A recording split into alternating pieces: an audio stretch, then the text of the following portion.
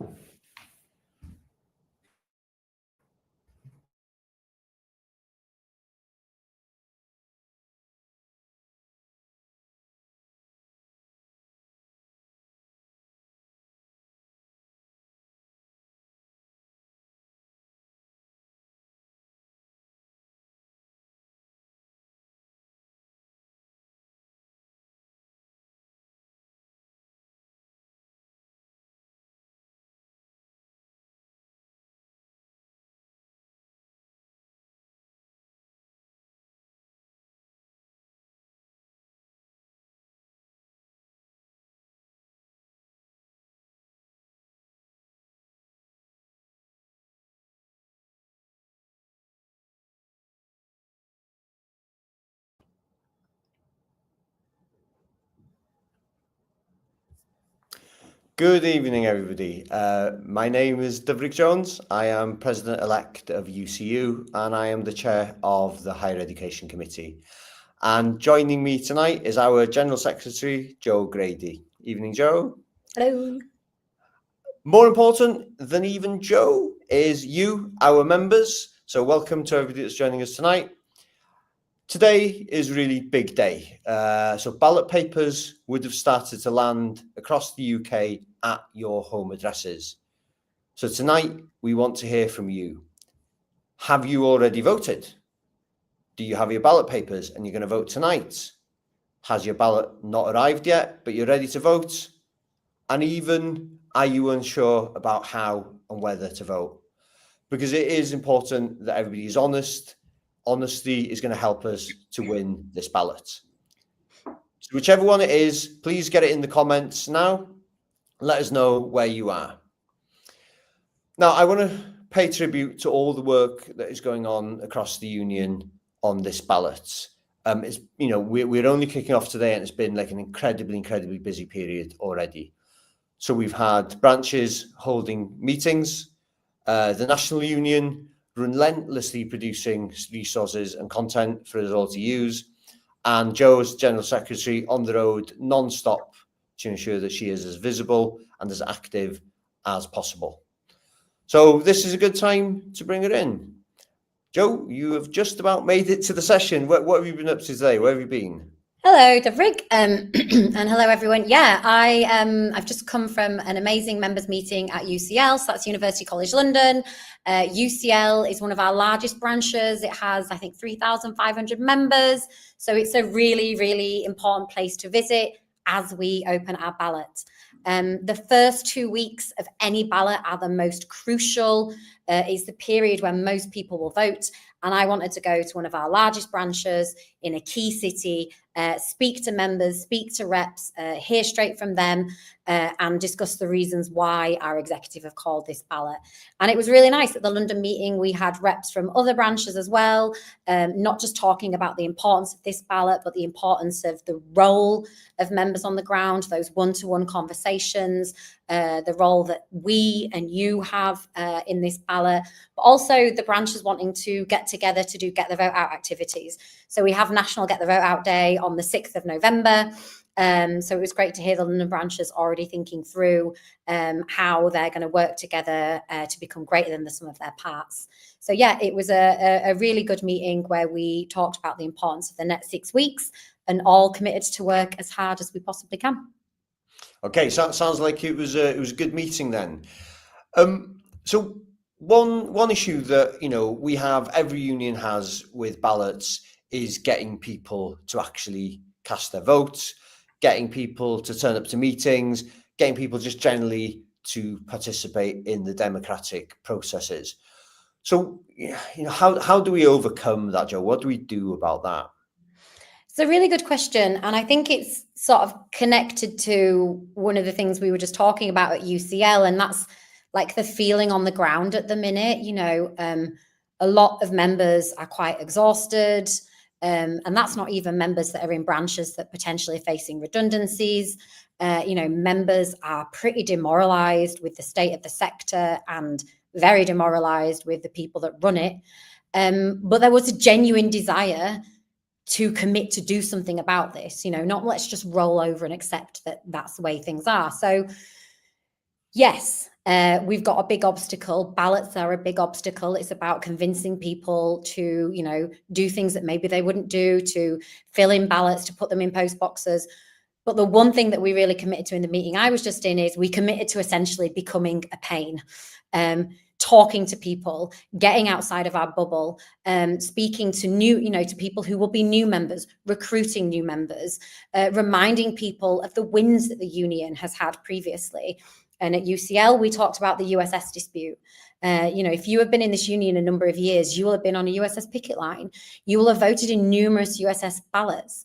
It took us several years, but we ended up having pretty much a complete victory in USS. We had our pensions returned after our employer had voted to take them away from us. Without exhausted people committing to stand together to fight for justice and to fight for what is theirs, we would not have won that. So, we can't allow exhaustion, we can't allow any kind of sense of complacency, and we can't allow feeling that we're too busy, and going along to branch meetings, talking about what you want to see happen, talking about your hopes, your fears, your ambitions, that is crucial. There are always going to be key people in a branch that kind of always stand up and talk, but you as a regular member have just as important a part to play. So speak to people, get along to those meetings, call a meeting in your department. Oh, sorry, I'm in the I'm in the union headquarters and we have automatic lights on here. So yeah, that would be my answer. Okay, yeah, great. I mean, so much there for people to kind of work with and build on, really. So can we talk a bit about the issues on the ballot, because we know there's like a whole lot that is wrong with higher education at the moment, but we have to frame this dispute quite tightly because of the trade union laws, and this is a dispute about three things, isn't it? Pay, workload, job security. Can you flesh that out for members? Like what do we mean? What are we looking for? Where are we on each subject, and where do we want to be, really? Yeah, and you can see this really aligns with the question that's just been flashed up from Rita. So our demands in this ballot, and this information is on the ballot paper if you haven't managed to open yours yet, and our demands are for a pay uplift of RPI plus 3.5% or £2,500, whichever is higher. It is for joint action to protect national agreements. Employers breach national agreements all the time. And a national framework to prevent redundancies and course closures. And for those of you that haven't seen the headlines, 4,000 courses have already been closed. And this isn't our union statistics, this is UCAS. This is courses that have already been closed to new people enrolling. And our union's own analysis suggests that 15,000 jobs could be lost this year. And the only reason we haven't seen more job losses is because of this union, is because this union on a local level has been balloting and winning ballots and preventing redundancies. So the ballot is threefold: pay, protecting national agreements, and a national framework to prevent redundancies. So when you are voting yes in this ballot, you are voting yes in favour of improving all of those things. If you're choosing to vote not at all in this ballot, you are voting to say that you are happy with that. You are happy with a 1.4 pay award. You are happy with employers breaching national agreements, and you are happy with colleagues facing redundancy. So it's really, really important that people vote. There can be no complacency, and we have to send a really strong message to employers that we want all of our demands agreeing to. And I would just say, we are not standing alone. We are standing with our sister unions, the EIS in Scotland, Unison and Unite. They are balloting at the same time. We are creating collective strength, and we're creating solidarity across the sector. That's great. And look, I think we're going to go back to all those issues probably tonight, but definitely over the next few weeks, as the campaign goes on. I think we've got some comments that have been put in the chat. So I just want to take some of those if we can. So can I ask the tech team to bring, here we go, the first of these. It's Stan. Hi, Stan from Brunel. We've been on a picket line together. Great guy. Excellent. Hello, Stan. All right, so Stan is saying, I have not received my ballot yet, but will definitely vote yes as soon as the ballot arrives. That's great. Excellent. I will just say, obviously, the ballots only got posted yesterday. They're all coming first class, so they should be here ASAP. If it gets to the 27th of October and you have not had your ballot, the ballot replacement link will be on the UCU website. So hopefully it will be with you by then. But if not, Stan, you and anyone else in this position, get straight on that link. And was never in doubt that you'll be voting yes. And then another one from Ash saying no ballot received. I think don't panic on the first day if the ballot hasn't been received yet. But don't be complacent about it either. I haven't been home to check the post yet, so I'm going to have a look on my way back. But also, I will say the ballot papers are the same shade of this lovely pink. I have been speaking to Dave Ward, who is the GS of the CWU. The CWU posties who will be delivering your post, they know this ballot is pink. They know that they're important. I'm sure they will treat them with care and love and make sure that they get to you. Yeah, and look, I think it goes back a couple of years now where I was going through a pile of old papers in my office and I pulled out an unopened UCU envelope. Thankfully, it was not an industrial action ballot. It was to vote in one of our elections. But I did feel like, I was kicking myself. I felt like real regret, and that it was getting on for being a decade old at that point. So don't let the envelope get swept up by a big. Don't do a dove rig. Yeah, don't do a dove rig. Make sure that you're checking your post and that you're digging it out. I think that's all the comments that we've got at the moment. So we might come back to them afterwards if there are more questions. But shall we move on to big news story for this week, Joe? So there was a government white paper published this week. It was about post-16 education, but it did cover higher education as part of it. So, do you feel that there's any takeaways from that? Because it seems to me that it's really important that we need to kind of create political leverage. But what was your response to the white paper? So I think we need to start with the context that obviously Labour inherited a complete disaster zone when it came to all education, but we're talking about higher education from the Conservatives, and I think that has to be the backdrop of this. The situation that we see now, a third of universities engaging in redundancies, appalling governance across the sector, managed by leaders with eye-watering salaries that seem completely unaccountable to anybody. That is a disastrous situation that they've inherited. And we've been waiting for this post-16 white paper. We saw the fees increase over the last 12 months as sort of a treading water situation by Labour. So I think many of us were hoping, I think many of us were hoping for something substantial. And I think the white paper is a real poor substitute for proper public funding. It doesn't announce proper public funding. And I think it's missed a massive opportunity to invest. Our universities, and I know everything isn't about money, but they contribute £265 billion to the UK economy.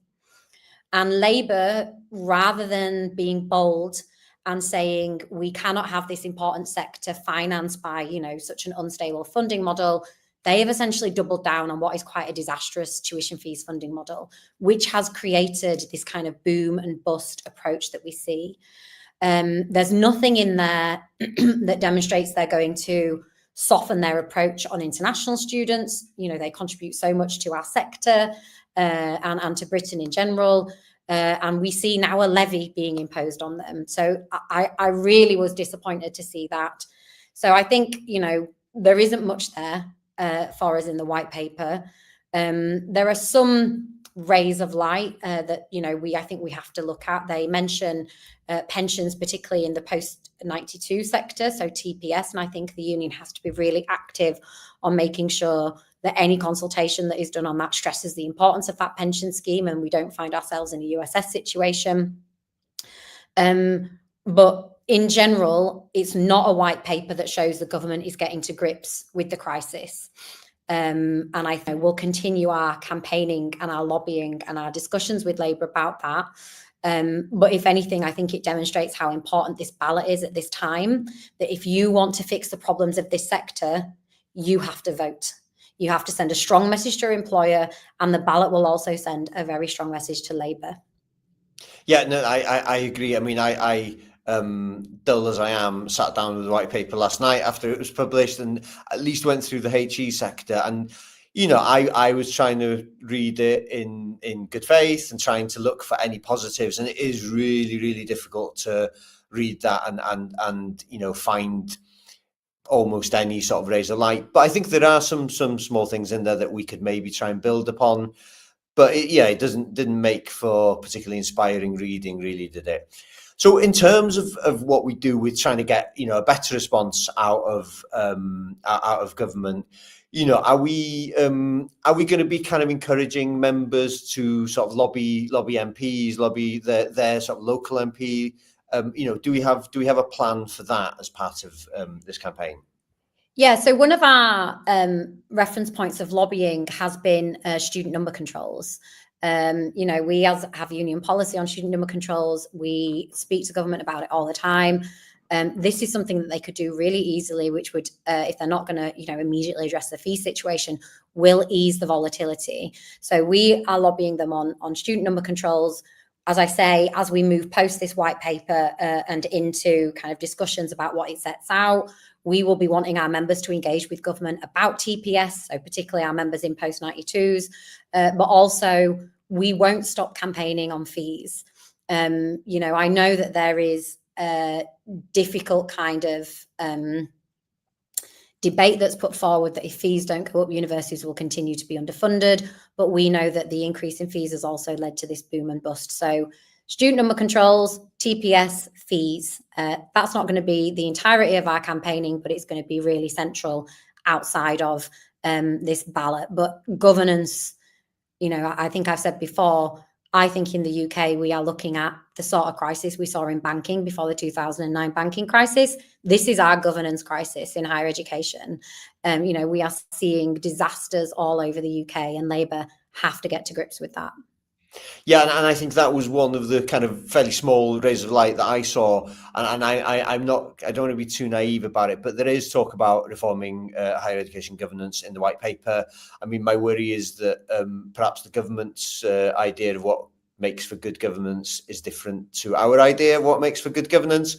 But, you know, I think we have to try and hook onto these, you know, very, very small openings and see what we can do with them. But look, the political lobbying, the white paper, those are all kind of medium-term stuff. And we've got something that's maybe a bit more urgent, a bit more pressing on our plate, which is the ballot. So, you know, I think, you know, we've got 6 weeks now. Envelopes dropping today. We've got 6 weeks to win this ballot. So am I right to assume that you are going to be on the road for quite a lot of the next 6 weeks? Yeah, I will essentially be living out of a suitcase for the next 5 to 6 weeks. You know, I will be visiting branches, talking about the ballot, talking about the importance of voting in the ballot, you know, taking questions, trying to help members in branches figure out how best to lobby in their branch, taking feedback back to our teams in head office. You know, if we had a question just then at UCL, which was how can the head office help with us in terms of, you know, materials, like what role can the head office play? So if branches at any one time or members feel that there's something that we're missing, it would be really good to get that fed back to us so that we can make sure that we're doing it. But yeah, I will be living and breathing this ballot. We also have a ballot in further education. It's not just higher education that we're balloting in. Our FE branches have very, very similar problems, you know, very low pay. They're paid £7,000 less than school teachers for, you know, very similar work, similar issues in workload. So the union is firing on all cylinders right now, and, you know, we are too. Excellent. And you know, you've talked there about going to branches and meeting people, you know, going to meetings, seeing members face to face. I mean, how important do you think that is? When we're going to spending these next 6 weeks, trying to drive out turnout as high as we can. How key is the branch meeting to that, do you think? Oh, branch meetings are the bedrock of any ballot. The more engaged a branch is with the ballot, the more engaged the membership of that branch will be. The more shop stewards and branch reps within that branch who are doing the legwork of knocking on doors, talking to people, making sure that they voted, the more people will vote. If you go into the mailroom in your department and you can see there's loads of pink envelopes in the pigeonhole, somebody's going to have to go and tell people to check their pigeonholes. I never checked my pigeonhole when I was an academic. I was one of those people. So our branches and the reps within the branches, they win ballots. And let's remember, it's our branches through UCU's democracy that voted at Congress to mandate HEC to move to a ballot. This ballot is owned by our branches. It's owned by our reps. So making sure that branches feel confident and, backed up by me, by you, by other people elected to lead in the union is key. Engagement is key. And it's why I'm happy to see as many branches as possible during this period. Excellent. Now, I think we've had a couple more questions in the comment box. Can we pop? Okay, so Matt Reemland, Solidarity, Maherit Watt. On an earlier stream, you mentioned that unis actually can negotiate funding plans with government. Could you please explain that again so we can bring that info into the organising conversations? I think what I meant here, and you may want to say something about this, Dovry, given your position. What I think this is referring to is in a previous live, we were talking about the pay awards that the employer body UCIA recommends. Institutions, and indeed some have in this current financial year, if they can demonstrate that they are unable to make that pay award, they can help negotiate an alternative timeline to make that pay award. I think they do that through GINSHAs, which is the negotiating body that we have for pay and other things in higher education.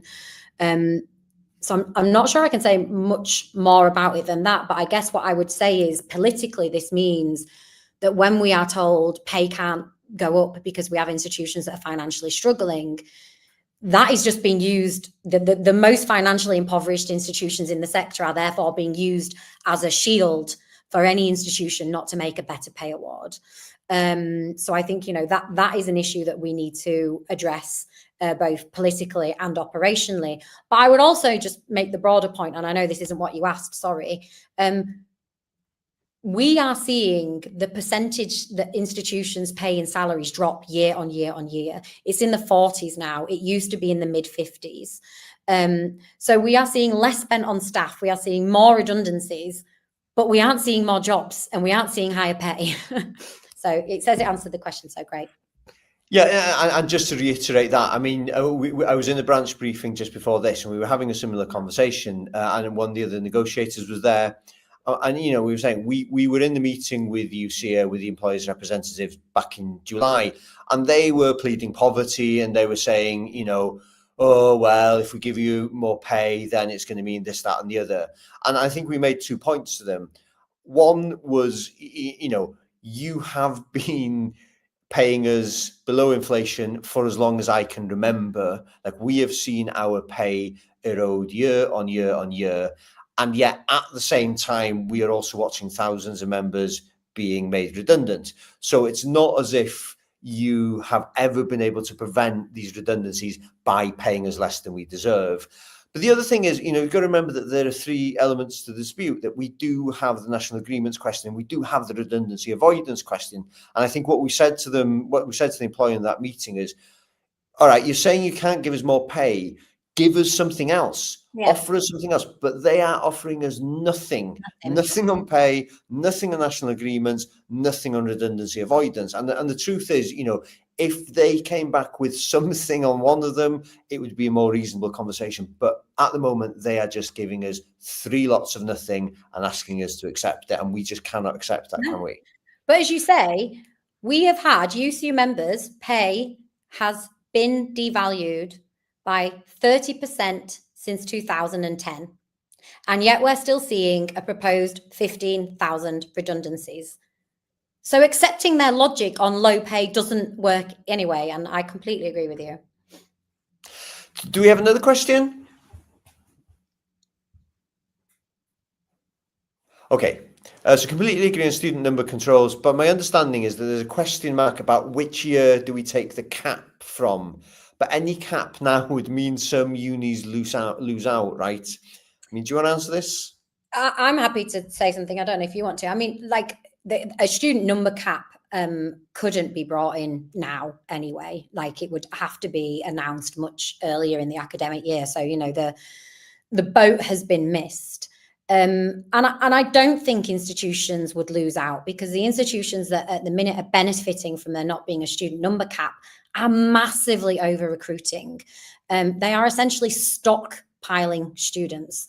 And they're not just doing it to the detriment of neighbouring institutions that are under recruiting.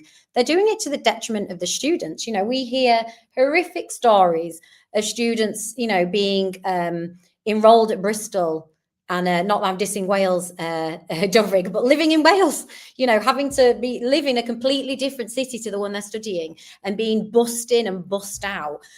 So, yeah, I mean, for some institutions, they would have to accept that the golden years of being able to recruit double or triple the amount of students on a course that then has to be double or triple taught are over. But what it would mean for the entire sector, that there wouldn't be this kind of boom and bust and stockpiling of students to the detriment of our well-being and our workloads and the detriment of any kind of, experience you'd be proud to give your students. It's really the only way forward. And I do think government understand it. I just think what we are lacking at the minute, and the white paper demonstrates it, is bold solutions for a bleak period. Yeah, absolutely. I couldn't agree more. And I mean, it's interesting because the white paper kind of talks around a lot of this stuff, because it talks about needing to have like a more stable, better managed system. It talks even about this idea of what you were saying about Bristol there, about not having enough housing, housing costs being driven up because of over recruitment. But it seems like they don't do the final bit of the jigsaw. They don't close the circle, because they expect the sector to kind of manage itself. And, if we've learned anything from the past decade and more of marketization, it's that we know, the sector cannot manage itself. The sector has proved to be an absolute failure in self-management. So, I think that if we want to get some of the things if government wants some of the things that are in the white paper, I think government needs to do what government does, which it needs to regulate the sector properly and not leave it to be, this kind of completely chaotic market. But yeah, to answer the question, we're not going to get student number controls overnight, but it is something that, it's not something that comes with an immediate cost to government. And it is something that would, I think, kind of achieve a lot of the aims that they are now stating themselves. So I think it is one of the ones, I'm not going to say it's quite an open door to be pushing at, but it's certainly one where we could be making a strong case, I think. But it's not going to happen overnight. But, we are, we're looking at not just what we need to be doing now over the next 6 weeks, but we are looking forward into the future, aren't we? 3,000 people viewing, apparently. So, and it's been great, I think, to see that we've been doing these past few weeks now, and the numbers are going up every single week. So excellent to see that you're coming up, you're tuning in. So another question from Chris Sellers: when was the last time a negotiated settlement with UCA was reached?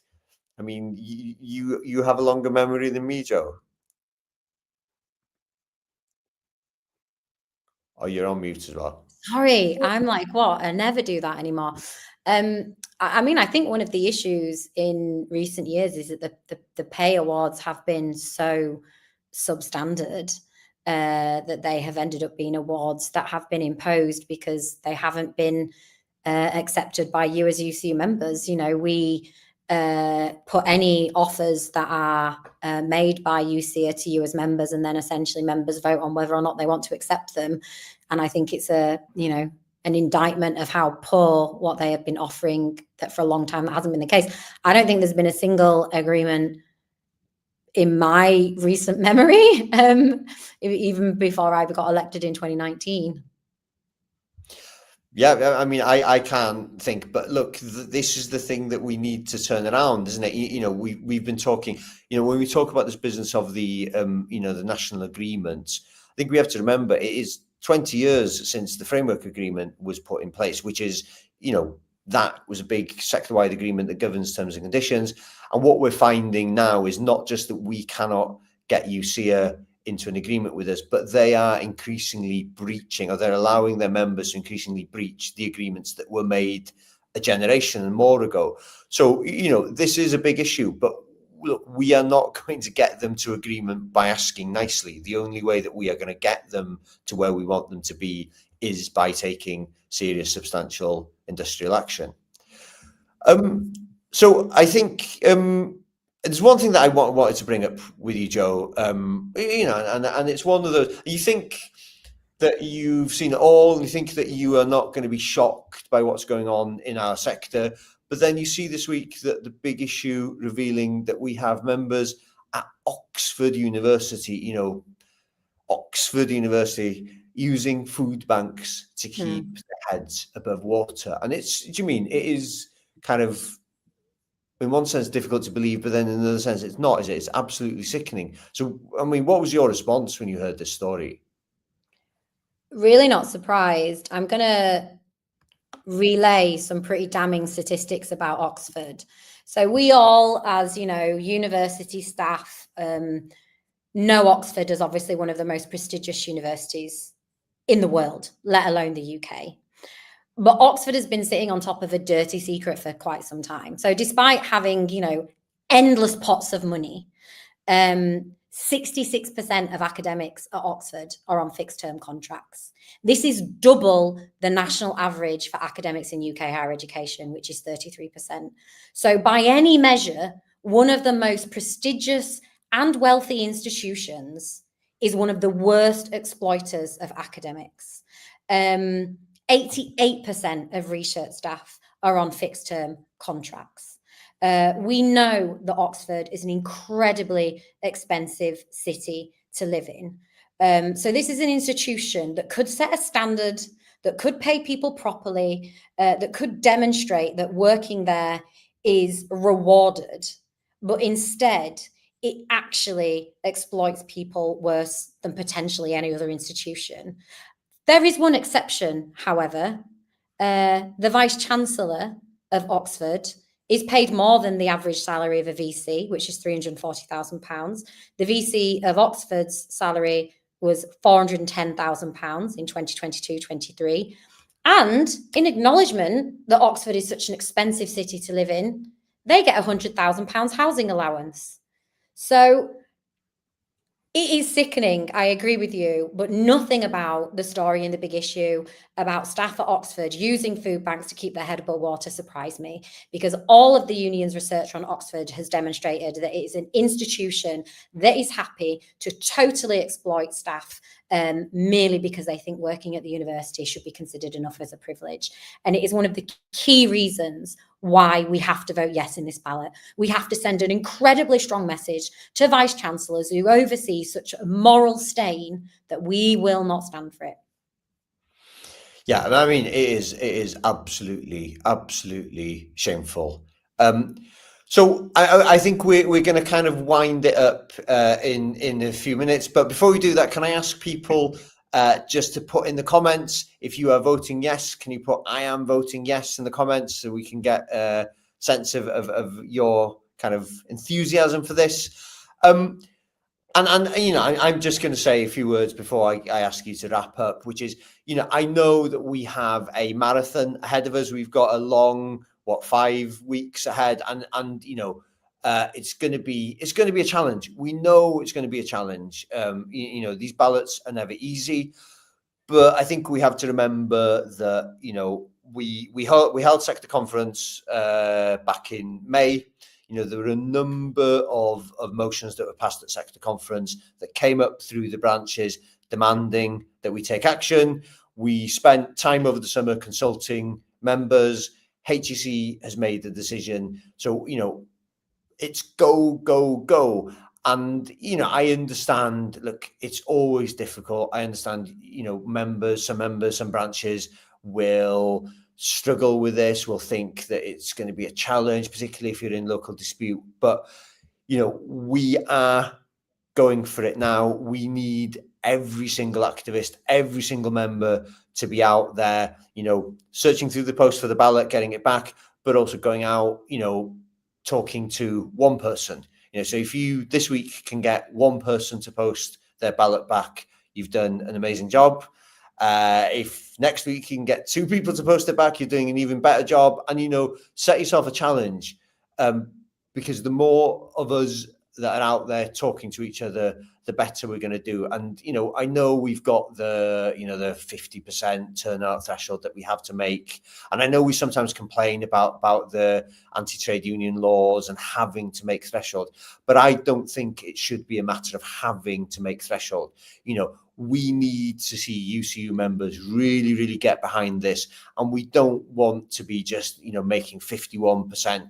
We should be out there trying to persuade every single member that is eligible to vote in this ballot. We should be out there. We should be persuading them to fish out their envelopes, get them back in the post, and make sure that we have a really, really strong mandate, first of all, to take back to the employers, because you've got to remember that the first thing that this ballot is going to be used for is leverage and further negotiations. And if those negotiations don't take us anywhere, that we have got a strong mandate to take industrial action to force them to address the problems that we've put on the table. So that's me. Do you want then to sum up for this evening, Joe? Can I just hand back over to you to close off the night? Thank you. And we have 4,000 people watching now. I'm actually going to take inspiration from you, Dovrig.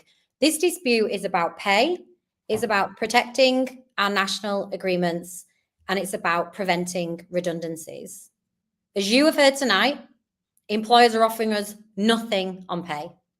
They're offering us nothing on protecting our national agreements, and they are offering us absolutely nothing at protecting against the 15,000 redundancies that we see across the UK. So they are offering us 3 lots of absolute nothing. And there is one question that we need to answer. Are you happy with 3 lots of nothing? Are you happy with the way things are? Because if you are, then you're not going to vote. It's going to be an endorsement of this absolutely abysmal status quo. But if you aren't happy and you think you deserve more, that your friends and your colleagues and your students and the future of this country deserve more, then you have to vote. There is only one option. So please, if your ballot is in your house, in your flat tonight, vote. If it's in your pigeonhole tomorrow, vote. If it hasn't turned up yet, be patient or wait until the 27th of October and request a new ballot. Speak to your colleagues, speak to as many people as you can who are in the union, and make sure they vote too. It is really as simple as that. Thank you. Thank you very much. So with that, we will close this evening's UCU Live. So thank you, Joe. Thank you, everybody that's come along to listen. I can't remember when the next one is, but I'm going to presume it's next week. Next week. So, I think it's next Thursday, but we will email people. So look forward to seeing everybody next week. And thank you all very much for giving up your time.